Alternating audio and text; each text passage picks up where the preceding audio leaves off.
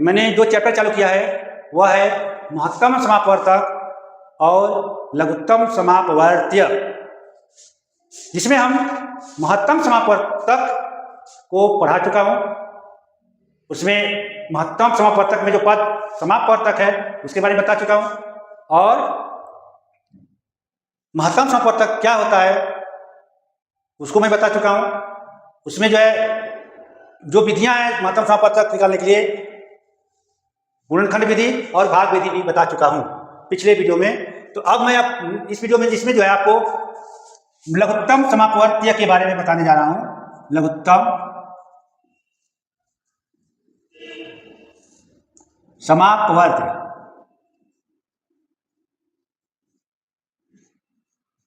समापवर्त्य बोलते हैं list, LEAST, list, common, multiple.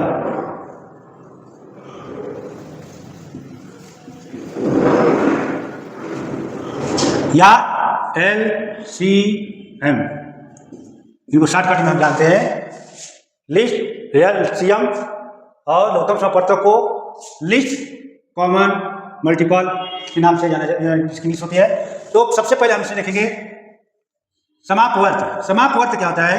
समापवर्त्य, समापवर्त्य क्या होता है इसको ध्यान से देखें। समापवर्त्य वह संख्या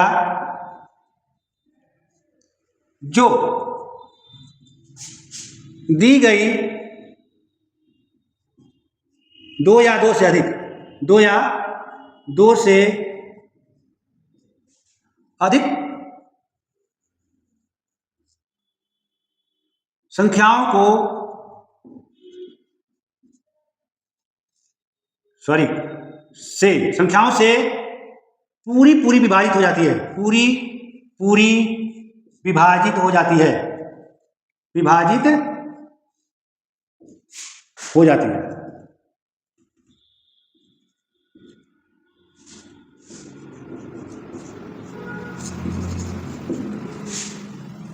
वह संख्या समापवर्त्य कहलाती है। वह संख्या समापवर्त्य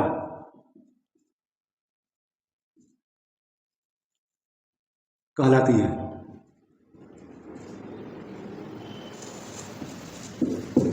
जैसे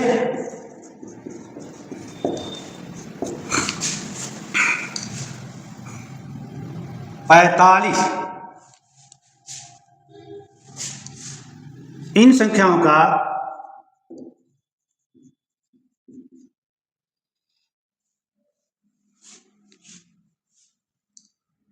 कौन कौन संख्या? 3, 5, 9, 15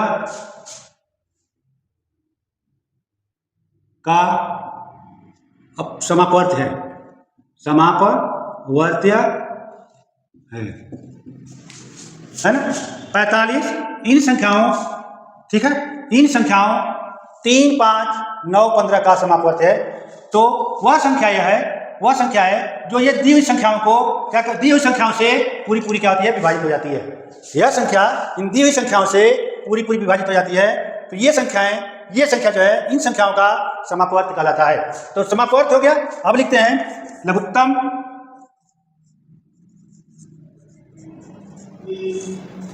समापवर्त्य। ये क्या होता है? वह छोटी से छोटी संख्या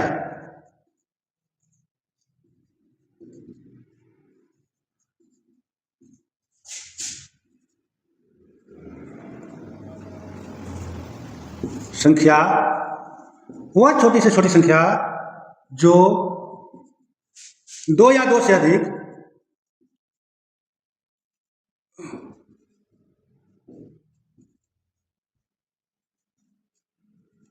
दी हुई संख्याओं से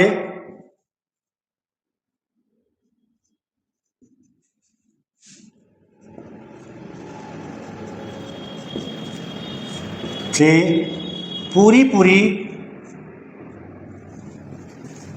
विभाजित हो जाती है।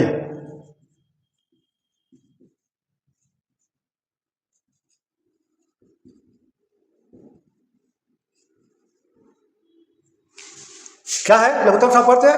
वह छोटी से छोटी संख्या जो 2 या 2 से अधिक दी हुई संख्याओं से पूरी पूरी विभाजित होती है, हो जाती है, तो वह संख्या लघुत्तम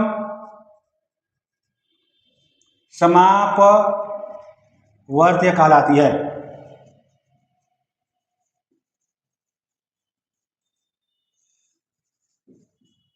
ठीक है, तो लघुत्तम समापवर्त्य कैसे निकाला जाता है ये आपको मैं बताने जा रहा हूं। ये लघुत्तम समापवर्त्य 2 विधियों से निकालेंगे। यहाँ पे लघुत्तम समापवर्त्य निकालने की विधियां, लघुत्तम समापवर्त्य निकालने की विधियां।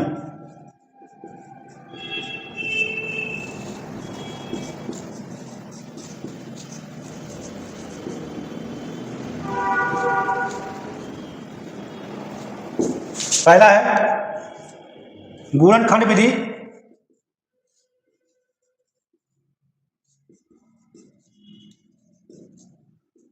नंबर 2 है भाग विधि।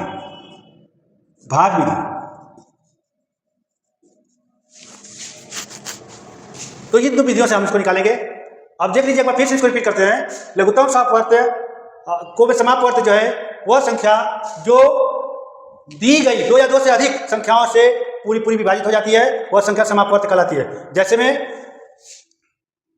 45 इन संख्याओं का समापवर्त्य है, मतलब इन संख्याओं से पूरी पूरी क्या होती है, विभाजित हो जाती है ये संख्या से। अब हम ये कह रहे हैं दोनों में अंतर देखिए, यहाँ पे दिया है महत्तम समापवर्तक में कहता है वह संख्या जो 2 या 2 से अधिक संख्याओं को पूरी, यहाँ पे लिखा है से, उसमें क्या होता है वो पूरी पूरी विभाजित करती है। मतलब वह संख्या महत्तम समापवर्तक क्या होता है, वह संख्या जो दी गई 2 या 2 से अधिक संख्याओं को पूरी पूरी विभाजित करता है, किसमें, समापवर्तक में। लेकिन यहाँ पे क्या है, समापवर्तक में वह संख्या जो दी गई 2 या 2 से अधिक संख्याओं से पूरी पूरी विभाजित होता है। को और से का अंतर इसमें, पहले वाले में समापवर्तक में वर्तक जो होगा उसमें होगा को, और इसमें जो है वर्त में जो होता है से, पूरी पूरी विभाजित हो जाती है, वह संख्या समापवर्तक कहलाती है। ये आपको समझ में आना चाहिए समापवर्तक और समापवर्तक क्या होता है। तो अब इसमें जो है लघुत्तम समापवर्त्य जो है आपको मैंने बताया वह छोटी छोटी संख्या जो 2 या 2 से अधिक दी हुई संख्याओं से पूरी पूरी विभाजित हो जाती है, वह संख्या, या संख्या लिख लीजिए, वह संख्या लघुत्तम समापवर्त्य कहलाती है। अब लघुत्तम समापवर्त्य को निकालने की विधियां, पहला है गुणनखंड विधि। तो इनको हम बारी बारी से देखेंगे कैसे इसको हल करते हैं।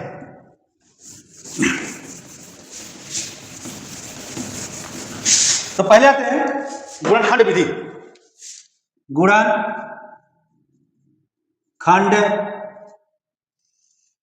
विधि, पहला गुणनखंड विधि, लघुत्तम समापवर्त्य निकालने के पहला विधि क्या हो गई, गुणनखंड विधि। अब जैसे मान लीजिए सवाल दिया है 12, 15 और 18 का ल स प, एलसीएम को ही हिंदी में शॉर्टकट में बोलते हैं ल स प। लघुत्तम समापवर्त्य ज्ञात करिए।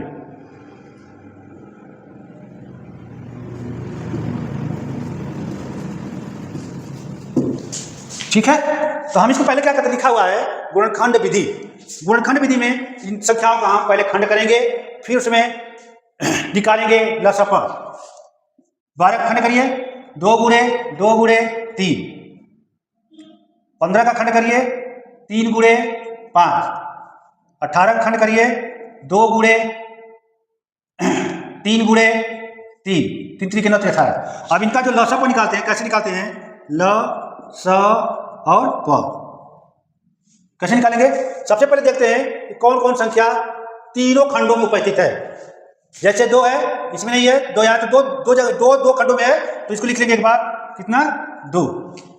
ठीक, अभी ये 2 जो है किसी में नहीं है, सिंगल पड़ रही है, तो हम इसको 2 को भी यहाँ पे मल्टीप्लाई कर लेंगे। ठीक है, अब देखिए 3 3 3, यानी ये हो जाएगा, केवल एक 3 हो जाएगा, और एक 3 बच रहा है आपको, इनका भी हम पूरा कर लेंगे। उसके बाद 5 बच रहा है, ये भी पूरा कर लेंगे। और हम महत्तम में क्या करते थे, जो भी भाज्य संख्या होती थी उन्हीं को क्यों रखते थे, इसमें संख्याओं को जो 2 बार दिया है दोनों में, या 1 बार दिया है, या तीनों में 1 बार दिया है, उनको एक बार लिख लेते हैं। तो देख लीजिए, गुणा करके देखिए कितना आता है। ये 5 3 15 दूनी 30, 15 से 45 दूनी 90 दूनी 180, यानी वह 180 वह संख्या है जिससे जो इन संख्याओं से पूरी विभाजित हो जाएगी। देख लीजिए, 12 का भाग देंगे इसमें 15 बढ़ जाएगा, 15 का भाग देंगे तो 12 बढ़ जाएगा, 18 का भाग देंगे तो 10 बढ़ जाएगा। तो पूरा विभाजित हो जा रही है, वही लसप कहलाएगी। इसका हो गया ये आंसर पहला। यहाँ पे ध्यान रखिएगा, लघुत्तम महत्तम संपर्तक में हम केवल कॉमन संख्याओं को नीचे गुणा करते थे, लेकिन यहाँ पे जो संख्या आपको ऐसे मिली, जैसे ये इसके साथ हो गया 2 घात पे, ये 2 घात हो जाएगी इसकी, 3 3 3 एक साथ हो जाएंगी, बचा ये संख्या। अब इतना तो हमने लिख लिया, 2 का गुणा कर लिया, फिर 3 का गुणा कर लिया। अब जो संख्या बच रही हैं उनको हम अलग से उसी में रखते गुणा करते चले जाएंगे। 2 ये बचा है तो 2 का हमने गुणा कर दिया, यहाँ 5 बचा है तो 5 का गुणा कर दिया, फिर 3 बचा है तो 3 का गुणा कर दिया। ये 3 जो है आपका कॉमन में 3 मिलाकर 1 लिखा मैंने, 1 बार लिखा। तो ये गुणा करने पाया हमारा 180, यानी 12 15 18 का लसप जो है गुणा विधि से निकाला गया। ठीक है, इसी तरह बड़ी संख्याओं का हम कई संख्याओं का हम लसपा जो है गुणनखंड विधि से निकालेंगे, और इसी तरह से निकालेंगे कि जो संख्या अगर दोनों में है, तीनों में है, उनको एक बार लिखेंगे, और ऐसे जो भी कॉमन होगा उसको लिख लेंगे, और जो संख्या बचती है और जो संख्या बचती है उनका भी इसमें मल्टीप्लाई करते हैं, और उसको गुणा जब करेंगे तो 180 आएगा, या वो संख्या प्राप्त होगी जिनको ये संख्याएं बारी बारी से क्या करेंगे, विभाजित हो जाएंगे। अब इसके बाद आता है एक और सवाल लेते हैं, 15 25 और 50।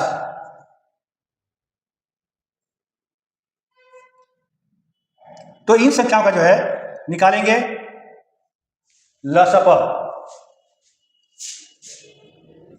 65 ल निकालिए। ठीक है, हम इनका भी खंड करेंगे, देखिए कितना आता है। कितनी बड़ी संख्या है उसे हम कुछ लेना नहीं है, हमारा जो मेथड है, जो लगाने का तरीका है वो सही होना चाहिए, और अगर सही तरीके से लगा रहे हैं तो निश्चित रूप से उसका उत्तर जो हमें प्राप्त होगा। अभी यहाँ भी खंड कर लीजिए, 15 का कितना हो जाएगा, 3 × 5, 25 का हो जाएगा 5 × 5, और 50 का हो जाएगा 2 × 5 × 5, और 65 का हो जाएगा 5 × 13, 13 5 65। अब इनको हम लसप जो निकालेंगे, कैसे निकालेंगे, लसप। अब इसमें देखिए 3 एक बार लिखा है, तो इसको हम लिख लेंगे यहाँ पे 3। 2 एक बार लिखा हुआ है, गुणे 2 × 3 हो जाएगा, ये है ना, 2 है 3 है, एक बार लिखा है, इसलिए दोनों का गुणा कर लिया। अब देखिए 5, यहाँ 5 है, यहाँ 5 है, यहाँ 5, ये 5 है, और ये 5 है, यानी 4 में 5 है, इसलिए इसको लिखेंगे गुणे 5।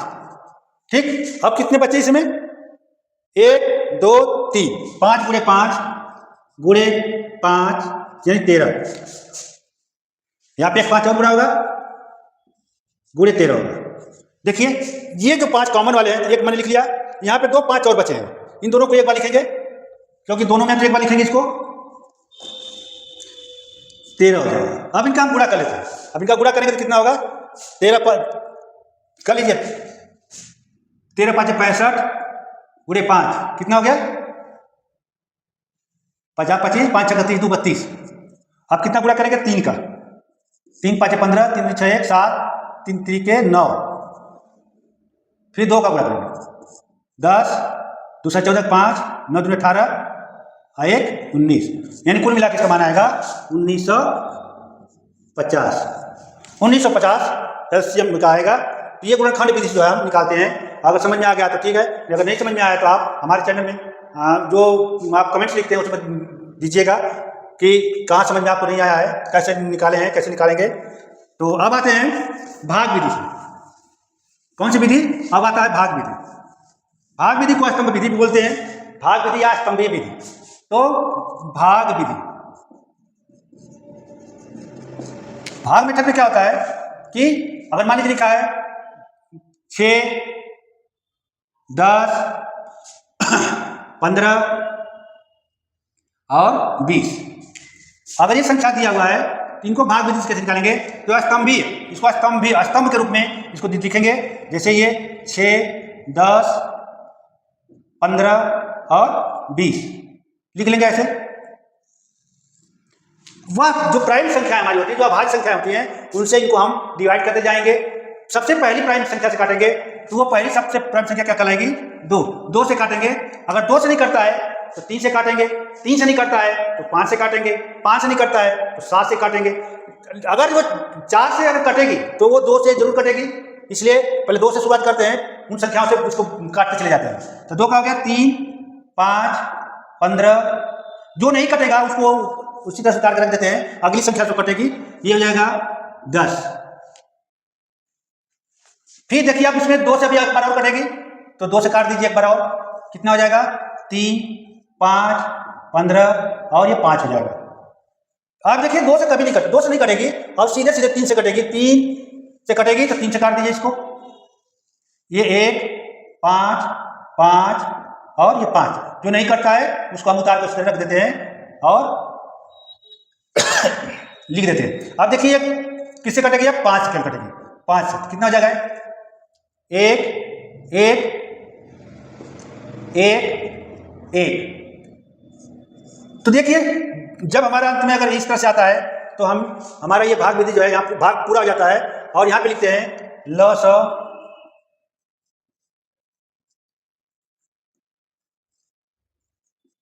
बराबर हो जाएगा 2 गुणे 2 गुणे 3 गुणे 5, यानी 3, 5, 15 दूनी 3 दूनी 60। ये भाग विधि से हम निकालते हैं इसको।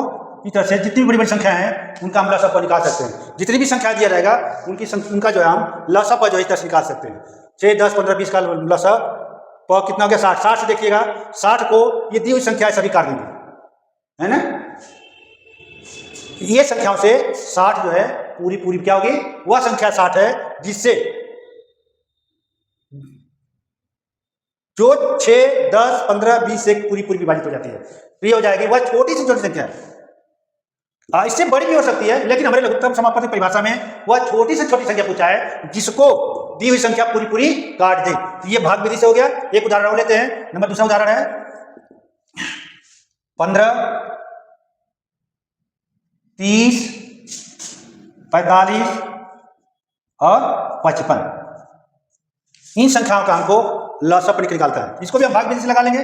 भाग विधि कर लेते हैं। जिन पहली संख्या 2 से काटेंगे तो 2 से कटेगा, 2 से काटेंगे तो ये 15 हो जाएगा, ये हो जाएगा 15 हो जाएगा, ये 45 नहीं कटेगा, ये 55 नहीं कटेगा, क्योंकि ये लास्ट में जो है विषम संख्या है। तो फिर इसको काटेंगे, 2 से नहीं कटेगा तो 3 से काटेंगे, 3 से कटेगा तो कितना हो जाएगा? ये 5 हो जाएगा, ये 5 हो जाएगा, ये 15 हो जाएगा, ये 55 हो जाएगा। ठीक, 3 से 55 कटेगा। फिर इसमें काटेंगे, 3 से फिर कटेगा।